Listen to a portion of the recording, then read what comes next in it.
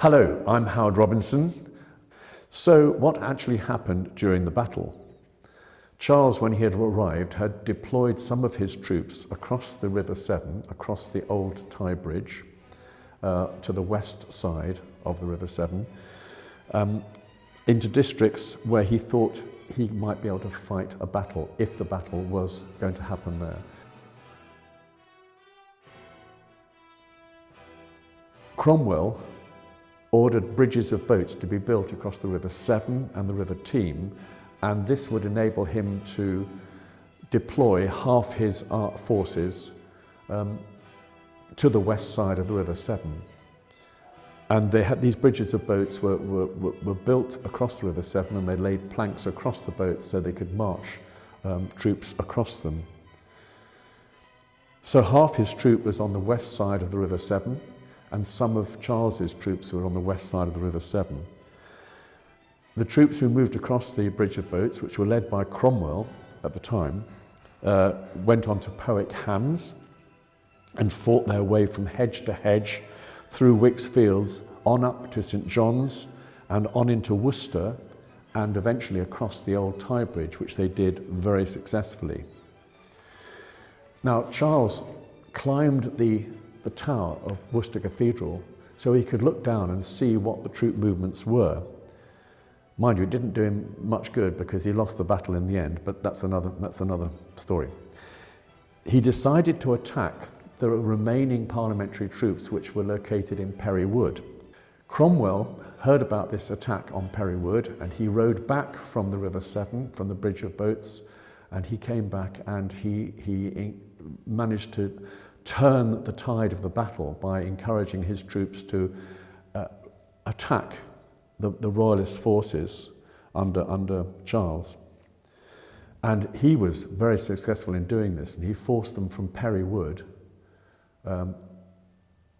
to Fort Royal, and he managed to turn the royalist guns in Fort Royal round so that they were able to fire on the retreating royalists. So what happened after the battle? Charles, by the skin of his teeth, escaped capture after running from Sidbury Gate, where he'd stood behind the gate with a pistol trying to encourage his troops to fight. But he knew basically it was a lost battle. And he ran along Friar Street and New Street and managed to flee for his life after going through what is now known as the King Charles Restaurant, through St Martin's Gate, round the outside of the city walls, and he went north, first of all going towards Boscobel, where he famously hid in an oak tree, before then having to turn south in an attempt to find a ship to take him across to France. And this flight lasted 42 days and was over 625 miles. But eventually he managed to get to Shoreham, which is near Brighton, and found a ship which took him across to the continent, where he was exiled for the next 9 years.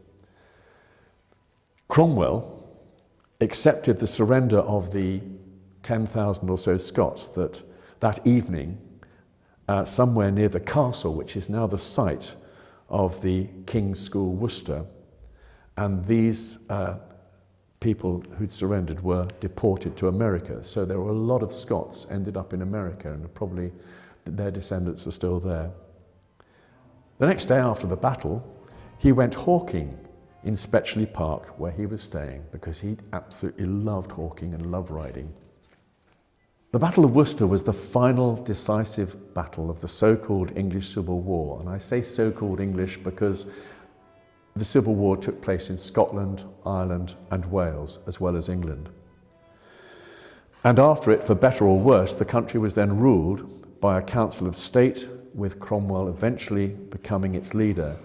But this wasn't until 2 years later as Lord Protector, and this was 2 years after the Battle of Worcester. The country, having lost nearly 80% of the population during 9 years of the Civil War, was in a poor economic state for several years, in what might be called a period of austerity, during which time the Protectorate was established.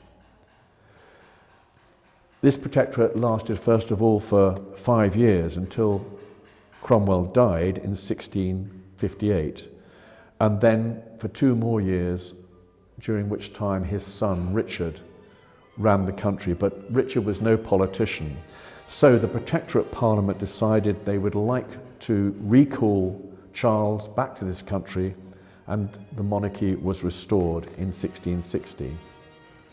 However, the monarch's power had been severely checked, so that it was Parliament from this time on that had more power than ever before, with power increasingly moving from the monarch and the House of Lords to the House of Commons, as it is to this day.